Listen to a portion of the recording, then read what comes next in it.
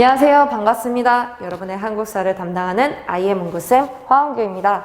자, 오늘부터는 우리가 조선시대에 대해서 좀 자세하게 배울 겁니다. 조선 초기의 정치를 태조 이성계부터 성종 때까지 함께 살펴보고자 합니다. 필기 잘 해주시고 교과서도 잘 읽어주시고요. 제가 추가한 내용들도 있으니까 차근차근 잘 따라오시고 모르시면 검색해서 꼭 자신의 지식으로 만드는 여러분들이 되시기를 진심으로 바랍니다. 시작할게요. 한국사는 아이의 문구쌤. 고려 말기 동북아시아 정세를 보자면 원나라의 힘은 점점 약해져서 결국 한족들이 반란을 일으켜 세운 명에 의해 북쪽으로 쫓겨가게 됩니다. 그리고 명나라는 고려한테 갑질을 시전을 하죠. 천령이를 설치하겠다고 통보를 하면서 고려의 신경을 까드득 긁습니다. 그래서 고려 안에서는 이 일을 어떻게 할 것인가 하고 의견이 엄청 분분했고요. 또한 왜구들도 심심치 않게 쳐들어오던 진짜 총체적 난국의 상황이었습니다. 명나라에 대해서 분개했던 장군 최영과 우왕은 이성계에게 유동정벌을 명령을 때리죠. 그러나 이성계는 사불가론을 내세우면서 절대 안 된다고 반대를 합니다. 그렇지만 그도 군인인지라 어쩔 수 없이 명령을 수행하러 떠나죠. 그 전에 신흥무잉 세력이었던 이성계는 왜구를 토벌을 하면서 점점 힘을 키워나갔었고요. 성리학을 공부했었던 신진사대부들 중에 혁명파, 급진파 신진사대부들과 함께 연합을 하게 되었습니다. 그래서 이성계는 위화도에서 군대를 돌려 우왕과 최영을 제거를 하고 권력을 잡고 이제 실권을 부리게 되는 거죠. 다만 이 신진사대부들 사이에서도 의견이 분분합니다. 우리는 망해가는 고려에 더 이상 희망이 없다. 그럴 바엔 새로운 나라를 세우자 정도전을 위시한 혁명파 사대부. 고려가 망하긴 뭘 망해. 고쳐서 쓰면 잘 할 수 있고 우리가 그러기 위해서 성리학을 공부한 거 아니겠느냐. 정신 차려라 하는 정몽주를 대표로 하는 온건파 사대부로 나뉘어집니다. 그러한 혼란스러운 상황 속에서 권문세족들이 아직 남아서 백성들에게 큰 해악을 끼치고 횡포를 부리자 이성계와 혁명파 신진사대부들은 과전법을 설정을 합니다. 자, 이거는 우리가 고려시대에 전시과를 배웠을 때 전직, 현직, 관품, 인품 따졌었고 막판에는 현직 관리들의 관품에 따라서 전지와 시지를 주는 경정전시과로 바뀌었다라고 제가 알려드렸었는데요. 과전법도 똑같습니다. 전직과 현직 관리들에게 수도 개경 주변의 경기 지역을 과전으로 준다라는 내용이었고요. 그로 인해 권문세족은 경제 기반이 깨지게 되고 그들이 잡고 있었던 권력도 점점 없어집니다. 자, 이렇게 해서 이성계의 아들이었던 이방원은 온건파 사대부였던 정몽주를 설득을 하죠. 이렇게 말이죠. 이런들 어떠하리? 저런들 어떠하리? 만수산 드렁치게 얽혀진들 그 뭔 상관이냐? 우리도 이같이 어우러져 천년, 만년, 백년 행복하게 삽시다. 하여가를 부르죠. 그런데 정몽주는 이렇게 답변을 합니다. 이 몸이 죽고 죽어 100번 고쳐 죽어 백골이 진토되어 넋이라도 있고 없고 님 향한 일편단심이야. 가실 줄이 있으랴. 단심가로 그의 마음을 표현합니다. 그래서 결국 이방원에 의해 정몽주는 선주교에서 자객의 철퇴에 맞아 죽고 맙니다. 그리고 1392년 혁명파 사대부 정도전을 중심으로 이성계를 태조로 올리고 조선을 건국하면서 고려는 멸망하게 됩니다. 그리고 개경이었던 수도를 한양이 명당이다라는 한양 명당설에 근거해서 천도를 하게 되고요. 이때부터 조선 초기의 디자인은 정도전이 맡게 됩니다. 우리는 사실 태조 이성계의 이름을 많이 들었지만 요즘은 정도전이라는 킹스 메이커에 대해서 좀 집중을 해보게 되거든요. 정도전은 재상이 중심이 되는 정치를 꿈꿨습니다.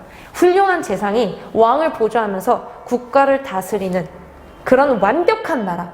그래서 한양의 도성을 자신이 직접 유교윤리에 따라 설계합니다. 예를 들어 볼까요? 우리 1월 1일 설날 되면 보신각에서 종댕 하고 치죠? 자, 신이 들어갑니다. 그 다음에 동대문은 흑인지문, 남대문은 숭례문, 서대문은 돈의문, 북대문은 숙정문 또는 숙지문이라고 합니다. 보면 인의예지신 유교의 5가지 윤리가 다 들어가는 거죠. 굉장히 놀랍지 않으세요? 그리고 유교 경전에서 그는 조선의 정궁이었던 경복궁의 이름을 짓고 설계를 합니다. 굉장히 똑똑한 사람이었어요. 그리고 조선의 이 정치 시스템과 이런 것들을 설계를 한 조선 경국정과 경제문감이라고 하는 책을 내고요. 또 이 밑에 있는 불시잡변은 고려의 부처에 대해서 굉장히 강도 높게 비판하는 책이었습니다. 부처씨가 하는 잡소리라는 의미예요. 굉장히 고려랑 조선의 성격이 다르구나. 고려는 국교로서 불교를 대우하니 과거도 승과를 쳤지만 조선은 승려들에 대해서 호의적이지 않았거든요. 자, 이렇게 해서 정도전은 태조 이성계를 보좌하면서 조선의 시스템들을 점점 만들어 갑니다만 문제가 있어요. 태조에겐 8명의 아들이 있었습니다. 그럼 후계자는 누구로 해야 될까요? 가장 능력 있었던 건 아버지를 도와 조선을 건국하는 데 일조했었던 능력 있는 이방원이 핫하게 떠올랐습니다만 태조 이성계는 2번째 아내한테서 얻은 막내 아들 방석을 태조로 올립니다. 그래서 형들이 빡치죠. 저 피똥이가 뭘 한다고. 그래서 결국 형제끼리 치고박는 정도가 아니라 진짜 죽이는 왕자의 난이 일어난 거죠. 이때 이방원은 정도전을 제거를 하고요. 그렇다고 자기가 바로 왕이 되면 성리학을 국가 통치 이념으로 하는 조선에서 형제들을 죽이고 왕이 올랐대 라고 하는 손가락질을 받기 싫잖아요. 그래서 자신의 형이었던 방간을 2번째 왕 정종으로 올립니다. 그러다가 이방원 바로 위에 형이 이방원한테 도전을 합니다. 네가 올라간다고? 내가 더 잘해. 결국 2차 왕자의 난이 일어나면서 자신의 형을 이제 패배시키고 유배를 보낸 다음에 왕이 오르게 되는 거죠. 자, 형제들을 직접 죽이고 왕이 올랐습니다. 굉장히 손가락질을 받겠죠. 무슨 저런 놈이. 왕권의 안정을 위해서 어마무시한 작업들을 시작합니다. 우리 보면 고려의 광정과 좀 비슷하지 않나요? 고려의 광정도 노비안건법, 과거제 실시를 하고 나중에는 공신과 호족들을 숙청을 하면서 피해 작업들을 막 전개를 하죠. 이 태종 이방원도 마찬가지였습니다. 어느 나라든 건국 초기에는 혼란스러워요. 왜냐? 왕을 도와서 왕권을 이렇게 강하게 하고 새롭게 나라를 건국시킨 세력들이 있는데 우리는 어떡할 건데? 그러면 왕권과 신권이 충돌을 하게 되어 있거든요. 그래서 태종 이방원은 자기가 왕자의 난을 직접 치렀고 겪어봤잖아요. 양반들이 개인적으로 가지고 있었던 병사들을 없애버리고 병권을 국왕에게 집중을 시킵니다. 그 다음에 세금을 내려면 인구가 얼마나 있는지, 우리나라 땅이 얼마나 되어서 곡식은 얼만큼 우리가 생산할 수 있는지 파악해야 됩니다. 그래서 밭을 측량하고요. 사람들이 얼마나 있는지를 정리합니다. 그래서 양전사업과 호적 정리를 시작을 해서 인구를 파악하고 세금을 부과하며 남자들에게 균형을 거둘 수 있게 작업을 다 해놓습니다. 그래서 만들어진 게 남자들의 신분증을 발급하는 호패법이에요. 굉장하죠. 그 다음에 백성들에게 억울함을 호소할 수 있도록 북을 설치해 준 게 바로 신문고입니다. 물론 지금 시대처럼 청와대에 청원을 놓고 나의 억울함을 풀어주세요 만큼 자유롭지는 않았으나 어쨌든 왕이 백성들의 소리에 귀를 기울인다. 이건 정말 대단한 거거든요. 자, 이 밑에 있는 낙향이라는 글자가 궁금하실 텐데 혁명파 사대부를 중심으로 조선이 세워진 뒤에 이성계가 그래도 능력 있는 사대부들을 끌어들이려고 해요. 그러나 정몽주가 죽자 나머지 온건파 사대부들은 나는 고려가 멸망했으니 이젠 미련 없다 그러면서 시골로 내려가 은둔 생활을 합니다. 여기서 이성계가 굉장히 많은 작업들을 하게 돼요. 고려의 왕족의 성씨는 왕씨였잖아요. 그래서 왕씨들을 숙청합니다. 이 왕씨들이 굉장히 급박했겠죠? 그래서 이름을 바꿉니다. 이렇게 왕자를 쓰게 되면 여기다가 점 하나를 띡 하고 찍으면 주씨, 또는 8팔자를 이렇게 붙이면 전씨가 돼요. 또는 점을 찍어야 되는데 뿅! 옥씨가 되는 겁니다. 살아남은 온건파 사대부들은 낙향을 하게 되고요. 내가 지금은 비록 이렇게 시골에 은둔해 있지만 나의 제자들을 키워서 언젠가는 성리학적 유교 질서에 따른 완벽한 이상적인 나라를 만들리라 하면서 준비하게 되는 거죠. 그리고 태종 이방원은요, 왕의 권한을 극대화시키기 위해서 육조 직계제를 시행합니다. 왕 밑엔 정승들이었던 영의정, 좌의정, 우의정의 의정부, 그리고 실제적인 일과 집행을 담당한 이호, 예병, 형공의 육조가 있었습니다. 고려는 이병호, 형, 예공이었죠. 조선과는 다르다는 것을 여러분들이 기억하시면 돼요. 왕은 어떤 할 일이 있으면 육조한테 바로 명령을 때립니다.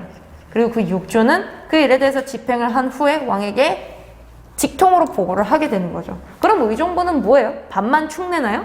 아니요, 그건 아니고 외교 관계에 있어서나 중죄인을 신문을 할 때는 의정부가 나선다라고 이제 이야기를 하지만, 사실은 왕이 이 정도전이 재상 중심으로 정치를 하려 했었기 때문에 왕의 권한을 극대화를 시켜서 내 아들들부터는 신하들에게 이래라 저래라 간섭받지 않고 왕이 하고 싶은 일을 제대로 펼칠 수 있기를, 그 작업을 시행해 놓은 겁니다. 그래서 태종 이방원은 첫째 아들이었던 양녕대군에게 기대가 굉장히 컸죠.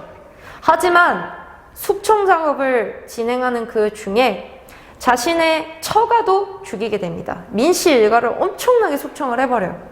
그러면서 양녕대군 입장에서는 자기가 정말 사랑하던 외할아버지와 외삼촌들이 갑자기 죽었잖아요. 그러면서 굉장히 방탕한 생활을 했다고 합니다. 물론 지금 시각에서 봤을 때는 양녕대군은 사실 왕이나 이런 공직자의 자리보다는 굉장히 여유롭고 자신의 능력을 펼칠 수 있는 예술인, 이 정도 능력이 있지 않았을까라고 생각하는 사람도 있는데, 어쨌든 이 양녕대군은 아버지의 기대를 저버리고 어리라고 하는 여인과의 스캔들로 인해 세자 자리에서 폐위가 됩니다. 그러고서 기회가 돌아오게 된 게 바로 셋째 아들이었던 충녕대군, 즉 세종대왕 이도입니다. 세종대왕에 대해서는 우리가 옆으로 넘어가서 좀 자세히 살펴볼게요. 원래는 왕이 될 수 없었던 셋째 충녕대군은 형이 폐위됨과 동시에 기회가 생겼습니다. 그래서 그는 백성을 정말 위하고 사랑하는 군주가 되어줬고, 우리한테도 아직까지 성군으로 칭송받고 있죠. 세종 이도는 아버지가 흘린 피 덕분에 안정적인 왕권을 바탕으로 왕권과 신권의 조화를 꿈꾸면서 백성을 사랑하는 정책들을 엄청나게 펼쳤습니다. 일단 육조직계제와 비교했을 때 세종은 의정부 서사제를 시행했죠. 왕은 어떤 명령을 의정부에 내리고 의정부에서 구체적으로 육조한테 하달을 합니다. 그럼 육조는 실제적으로 막 집행을 하고, 육조에서 왕에게 바로 가는 게 아니라 의정부에 보고를 올리고요. 이 의정부에서는 왕에게 얘기할 것들을 토의한 다음에 가져가게 됩니다. 이거 보시면 왕권과 신권이 굉장히 잘 맞물려서 톱니바퀴처럼 잘 돌아가게 되는 거겠죠. 그런데 그 배경에는 사실 이 세종대왕의 머리가 워낙에 좋고 공부를 잘했기 때문에 신하들이 어떤 말을 할지, 신하들의 생각이 어떤 건지, 대안은 뭔지 다 알고 있었습니다. 이 사람은 사기캐예요. 공부를 사랑했었던 세종은 왕실 안에 학문 연구 기관이었던 집현전을 만들고 신하들과 함께 공부를 하면서 나라 정책에 대해 토론할 수 있는 경연을 실시합니다. 이렇게 해서 조선은 국왕과 신하들이 함께 공부를 하는 그 인식이 되게 강해요. 이런 일이 사실은 거의 없죠. 그리고 이 중요한 내용들이 있는데 교과서에는 안 나와 있길래 제가 좀 추가를 시켰습니다. 세금 제도를 거둘 때 정확하게 측량을 해야 되잖아요.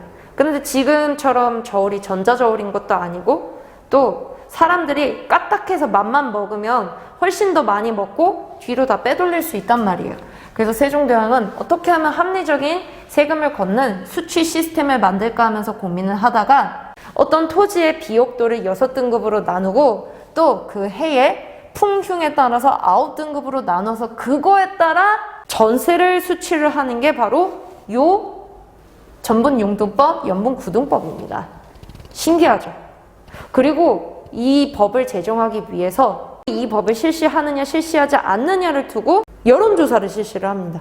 굉장히 대단한 거죠.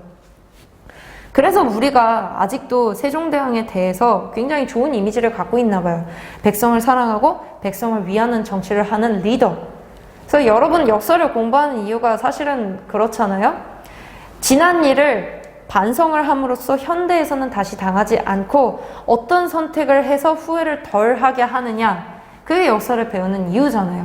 그래서 세종대왕은 이 세금 수치 제도도 전개를 하고 농업을 하는 국가로서 농사를 잘 짓게 하기 위해서 책을 만들어낸 게 바로 농사직설입니다. 고려시대엔 농상집요라고 원나라에서 이함이 쓴 책을 들여왔었거든요.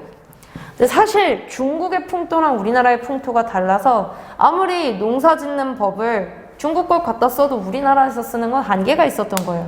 우리나라 땅에서 경험이 많고 이 농민들을 찾아가서 직접 인터뷰를 해갖고 나오게 된 책이 바로 농사직설입니다. 우리가 다음에 배우겠지만 외교 관계에 있어서 조선은 4대 교린 정책을 했었거든요. 큰 나라는 섬기고 이웃 나라는 우리가 친하게 지내면서 조공책봉을 받는다. 이거를 누군가는 굴욕적이다 라고 보지만 사실은 이 거대한 시스템 안에서 살아남기 위한 실리적인 외교도 생각을 하셔야 됩니다. 우리가 명나라로부터 달력을 받아서 쓰는데 이 달력이 안 맞아요. 왕은 보통 신령한 동물인 용으로 칭하잖아요. 근데 그 해에 가뭄이 들고 비가 와야 되는 그때 안 온다? 그러면 사실 어떻게 보면 농사가 안 되면 왕의 책임인 거예요. 원삼국 시대에서 부여에서는 연맹왕국에서 왕의 힘이 굉장히 약해서 농사가 안 되면 왕에게 책임을 묻는다. 이게 어떻게 보면 아주 조금씩 이렇게 오는 거예요. 그래서 세종은 고민을 하죠. 일시과 원시 계산을 때려야 되는데 중국에서 들여온 달력 갖고는 답이 안 나온다. 그래서 만들어낸 게 바로 칠정산 내외편입니다. 여러분 훈민정음은 사실 많이 알고 계시지만 칠정산 내외편은 잘 모르시더라고요. 우리나라를 기준으로 해서 시간을 정확하게 계산을 한 겁니다. 이슬람력, 회해력을 참고를 해서 만들어낸 거예요. 굉장히 대단하죠. 그 다음에 만들어낸 게 나란말 시험이 둥기게 달아 서로 사마티 아니할세, 그 불쌍한 백성들에게 글자를 알려주는 것, 그게 바로 훈민정음입니다. 바른 소리. 다만 양반들은 굉장히 싫어했죠. 여러분, 우리가 지금 누리고 있는 음악과 미술, 글자 이런 거 다 옛날에는 우리가 어찌 감히 누릴 수 있었겠습니까? 우리는 평범한 사람들인데 높으신 분들만 가지고 있었던 거죠. 이게 시대가 흐르면서 우리한테도 온 게 저는 너무 감사해요. 저는 물론 진짜 양반 집안 출신이지만 사실 그게 무슨 의미가 있겠어요. 하늘 아래 똑같지 않은 사람이 없는데, 그래서 저는 감사해요. 이 달력도 이 글자도 아는 것은 힘, 배워야 산다. 정말이에요. 덕분에 배울 수 있게 된 거잖아요. 이 세종은 애민 정치를 펼쳤으면서 또 강력한 대외 정책도 같이 했습니다. 조선 바깥에 있었던 고려시대 때부터 활동했었던 여진족이 계속 국경을 침범하니까 김종서를 보내 두만강 유역에는 육진, 압록강 유역에는 최윤덕을 보내 사군을 개척하게 하고요. 외구의 침략이 굉장히 심각했었다고 하잖아요. 세종이 즉위한 원년에 태종의 지휘 하에 스시마를 정벌을 하게 합니다. 이종무라는 장군을 시켜서요. 대외적으로도 굉장히 활발하게 활동을 했었고, 일본은 사실 이때 통일된 국가가 아니라 여러 가문, 여러 다임요로 나뉘어진 시대였기 때문에 조선과의 무역이 어떻게 보면 가장 큰 선진 문물을 받아들일 수 있는 루트였단 말이에요. 그래서 계속 침략을 한 거야. 무리한 요구를 하면서. 우리가 외교관계에서 배우겠지만 세종이 제한적인 조건을 걸고 일본과 그 외관을 통해서 무역을 하게 돼요. 자, 그러다가 세종이 죽게 되었습니다. 그는 사실 오래전부터 자신의 아들인 문종을 왕으로서 준비를 시켰죠. 물론 여기에는 굉장히 많은 에피소드가 있었지만 세종이 죽고 나서 문종이 왕에 올랐는데 문종이 몸이 약해요. 아버지만큼 아버지 같은 훌륭한 왕이 될 수 있었어요. 건강했다면 말이죠. 그래서 그는 어린 아들을 남기고 어쩔 수 없이 병으로 죽습니다. 그런데 작은아버지였던 수양대군이 계유정난을 일으켜서 왕위를 잡게 되죠. 근데 이 계유정난도 되게 웃겨요. 계유난에 일어난 난을 깨끗하게 정리했다는 의미예요. 수양대군이. 쌤 이게 무슨 소리예요? 문종이 죽기 전에 김종서, 황보인 등 오래된 노신들한테 부탁을 해요. 나의 아들이 어리니까 너네가 잘 보살펴 다오 라고 부탁을 하면서 죽는단 말이에요. 그런데 이 수양대군이 김종서랑 황보인이 어린 왕을 등에 업고 지네들 멋대로 정치를 하니까 내가 정리했다, 이 명분으로 난을 일으킨 겁니다. 이거는 중국에서도 되게 비슷하게 일어나고 있는 거고요. 사실은 자기가 난을 일으킨 건데 왕 주변에 있는 신하들을 다 없앰으로써 결국은 단종이 왕위를 내려두고 세조에게 양해를 하는 형식으로 해서 물러나게 됩니다. 그리고 이 계유정난의 세조에게 있어서 공신은 바로 그 영화 관상 보시면 고개를 이렇게 까딱하고 7개월 만에 태어난 칠삭둥이라는 별명을 가진 사람이 있잖아요. 머리는 엄청나게 좋은 그 사람이 바로 한명희입니다. 그리고 여기서 잠깐 보셔야 될 게 신숙주, 잘 쉰다고 해서 신숙주의 이름을 딴 그 나물이 숙주나물이거든요. 세종대왕이 지편전을 이렇게 어디 보자 사람들이 얼마나 공부하고 있나 라고 봤을 때 한 학자가 밤 늦은 시간까지 공부를 하다가 좀 이렇게 잠이 들었나 봐요. 그래서 세종대왕이 자신의 용포를 벗어서 덮어주고 갑니다. 그리고 그 신숙주가 깨어나서 보니까 용포야, 아이고 전하 감사합니다 그러면서 열심히 학문 연구를 하고 그랬는데 자신의 주군을 어떻게 보면 배신한 거죠. 그래서 신숙주는 사실 배신의 아이콘이고요. 성산문 이런 사람들은 죽어서 단종을 지키는 절개의 의리의 끝판왕으로 보여주고 있죠. 사육신, 생육신. 이러면서 초기에 혁명파 사대부에서 이렇게 정권을 잡고 있었던 그 지배층들이 계유정난을 기점으로 해서 훈구파로 변신을 하게 됩니다. 초기에 가지고 있었던 그들의 이념은 저버린 지 오래고요. 세조를 도와서 왕위에 오르게 하니 그들이 관심 있는 건 땅과 토지와 명분과 명예, 돈, 권력이었습니다. 세조는 자신은 조카를 죽이고 왕에 오른 거잖아요. 그래서 강력한 왕권이 필요했습니다. 할아버지처럼.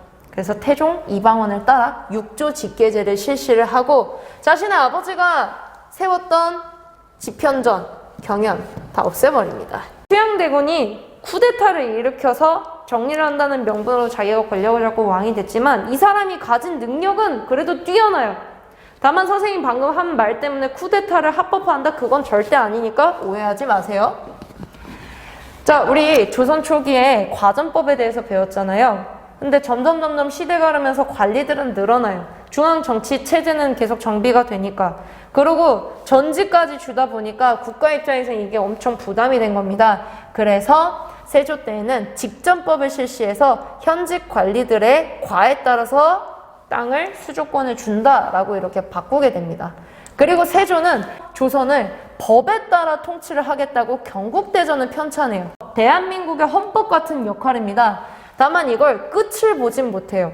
여러분 법 하나 만드는데 굉장히 오래 걸리거든요.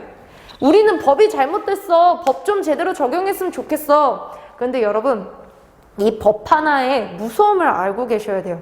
법 하나를 만들었을 때 그 파급력 어마어마하거든요.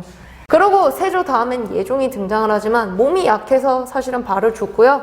그리고 자을상군 성종이 왕에 올랐습니다. 성종의 롤모델은 세종대왕 할아버지였어요. 나도 공부 열심히 해서 세종대왕 할아버지 같은 hul륭한 왕이 될래요 라고 이야기를 했는데 자기 권력을 잡고 있었던 훈구파가 나대고 있네요. 그들이 너무 권력을 꽉 쥐고 있으니까 답이 안 나왔던 성종은 낙향을 해서 성리학을 공부하고 마을 향촌에서 유교적인 윤리에 따라 자치를 하고 있었던 옹건파 사대부들의 후예인 살인파들을 정계로 불러들입니다. 어떻게 했냐면 우리 요즘 언론에 대해서 핫하잖아요. 언론의 역할이란 무엇인가 하면서 말이죠. 이 정부 통치 안에서 언론기관이 있었거든요. 사헌부, 사관원, 홍문관, 이걸 3사라고 합니다. 우리 고려시대 때 3사는 회계기관이었잖아요. 곡식을 걷고 회계하는 기관. 그런데 이 조선시대 3사는 관리가 바른 소리를 하는 사관원, 왕의 입장에서 수사를 하고 큰 일을 조사할 수 있던 사원부, 그리고 성종 때에는 세종 때 멸망시켰던 홍문관과 경연을 다시 부활을 시킵니다. 이거는 또 서연이라는 이름도 있고요. 그렇기 때문에 이 3, 4의 살인파가 나서서 훈구파가 하는 나쁜 일들을 막 비판을 하는 거예요. 이제 생각해 보세요. 내가 잘못한 걸 누군가가 공개적으로 이야기를 해버린다고 죽었어! 이렇게 되겠죠. 그래서 우리는 다음 시간에 살인파와 훈구파 사이에 있었던 일과 훈구파의 살인에 대한 공격을 한번 배울 거예요. 일단 성종은 살인파들을 이렇게 기용을 하고 할아버지가 편찬했던 경국대전을 완성을 하게 되면서 조선은 성문법에 의거해서 통치를 하는 그런 국가 조직을 가진 나라가 되어갔습니다. 자, 이렇게 해서 여러분은 고려 말기 상황과 조선의 건국, 그리고 태종 이방원, 세종 이도, 그 다음 문종, 단종, 개유정난을 거친 세조, 그 다음에 성종까지의 일대기를 한번 보셨습니다. 쉽지 않으셨을 텐데 잘 따라와줘서 고맙고 교과서를 중심으로 선생님의 강의와 필기를 보시면 딱 복습이 되실 거예요. 정말 수고하셨습니다. 다음번에는 이 이후에 살인파들이 어떻게 해서 권력을 잡고 그들 안에서도 분화가 되어서 붕당이 어떻게 일어나는지에 대해서 함께 살펴보도록 하겠습니다. 정말 수고 많이 하셨습니다. 잘 따라와줘서 고마워요. 한국사는 아이의 문구쌤.